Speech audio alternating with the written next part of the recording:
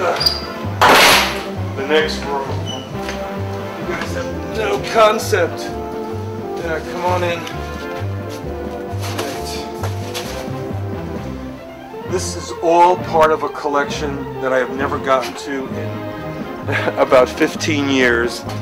And the owner of the CLEO Awards was in a drug deal. They burnt down his townhouse, and there, folks, is films that I have just pulled out of sales films, commercials, regional films, spot advertisements. Great history of television that I've never been able to get to. 1939, television made its official public debut. The New York World's Fair, whose theme, the world of tomorrow, became the world of today. The TV cameras focused on Franklin Delano Roosevelt, the first president ever televised, the first baseball game ever televised, August 1939. The national political conventions of 1940, another milestone for television. Television cameramen, lighting experts, set designers, writers, and directors were experimenting, studying and learning the new techniques of the new medium. Do I look like I'm going to fall over? I am, believe me. Thank you very much. I just want to tell you I'm very thrilled to be back here once again for Frigidaire, to grab a little of that quick frozen money. This is my third. I've had 3 shots on television. Fortunately, they all miss me, but I must say, I'm getting used to this racket. I'm beginning to like it. I mean it. The camera angles and the makeup, the lighting and all the technique. It's something. You know, it takes time. After all, Faye Emerson wasn't built in a day. Thank you. Thank you very much. And we welcome you once again on behalf of Boulevard, the people who make such wonderful watches. And isn't it wonderful to be able to sit back and relax and watch the picture that comes out on the screen in your television set? And if he doesn't come through the door soon, we'll run into him.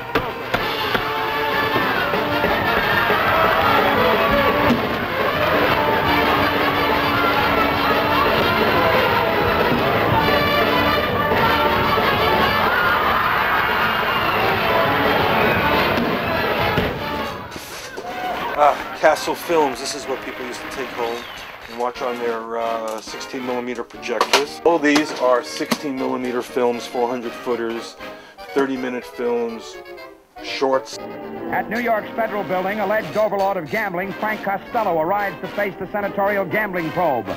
You must have in your mind some things you've done that you can speak of to your credit as an American citizen. If so, what are they? Paid my tax. Oh, Mike Wallace interview with Hugh Hefner, Playboy After Dark. This is Nightbeat, Mike Wallace. This is rare. Original negatives. Just how did Hugh Hefner start Playboy? What kind of a magazine is it? What kind of a man is Hugh Hefner? Stay tuned. We'll turn to the man himself. Good evening, I'm Mike Wallace. The show is Nightbeat. Do you think that President Eisenhower, Mr. Marshall, has done all that he can thus far to further the cause of integration? Well, I do not think that President Eisenhower has done anywhere near what he could have done.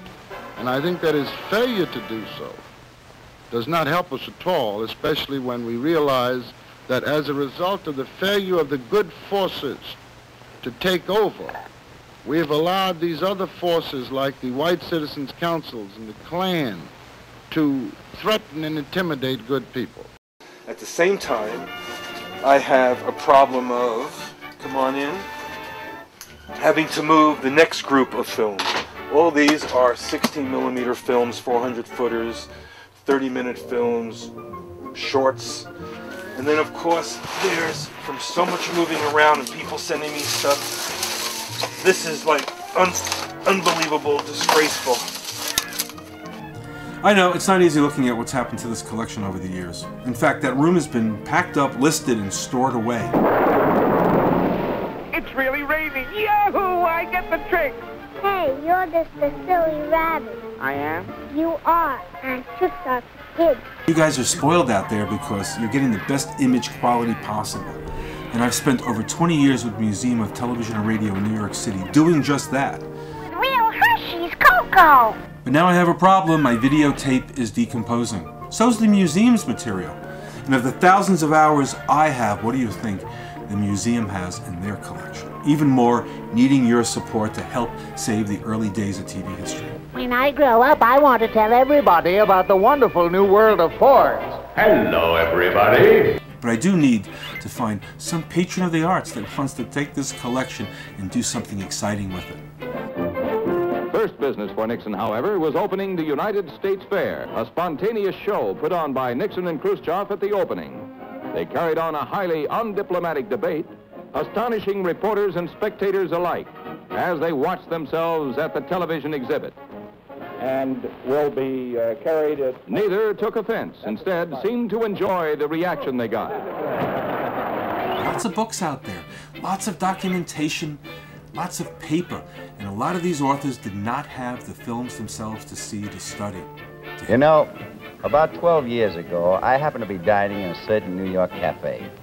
And in the floor show was a very clever young man by the name of Jackie Gleason. Well, I thought that he showed a great deal of promise, and I signed him for several appearances on Kate's radio show. Now, as I remember, he did very well by us in those appearances. As a matter of fact, the guy was very sensational. Well, of course, Jackie's star has continued to ascend ever since those days. He now has his own great big television show, and I hear he is negotiating a very fabulous new contract for himself next year with NBC. Message just came in over the wire for you, sir. Thank you. This news. Yeah. Discontinue search.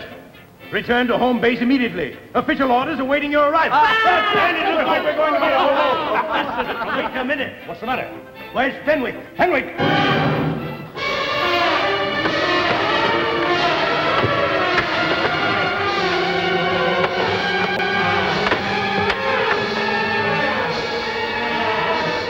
Just as important as saving my film collection and working with the Museum of Television and Radio is helping to document the history of this medium itself. And today's cameras, as people have been emailing me, what camera am I using to shoot on location?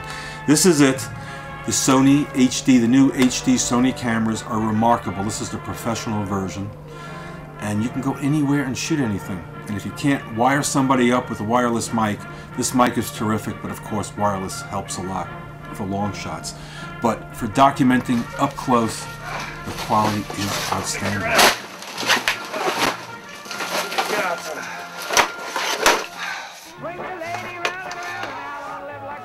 Barn Dance, 35mm. Hi, everybody. Welcome to the Barn Dance. Bill Bailey's been expecting you. And with today's programs and technologies, you have everything you need at consumer prices that the professionals are using at the astronomical prices. But there's no difference between film and television. It's just telling stories with images. And if you tell a good story, people will be there to watch it. And I got plenty of images here of other people's works that need to be studied and enjoyed. Anyway, thanks for tuning in tonight's episode of TVDays.com. And next week, hey, take a look. Chunk, chunk, big chunk. Chunky. Big chunk. Chunky. Open wide for Chunky. The thickest nickel chocolate bar in the USA. Milk chocolate, raisins, Brazil nuts, cashews. Chunky, extra thick for extra flavor. Open wide for Chunky.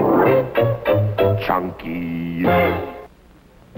Out of all the candy bars in the world, only two have the honor to be made at the World's Fair. Old Nick and Chocolate Sponge. Through the glass walls of the famous candy factory at the fair, see the nuts and caramel of Old Nick drenched in a curtain of real milk chocolate. And watch the light, crunchy honeycomb of Chocolate Sponge dip under a cascade of elegant chocolate. The only candy bars made at the World's Fair. Enjoy them anywhere. Old Nick and Chocolate Sponge.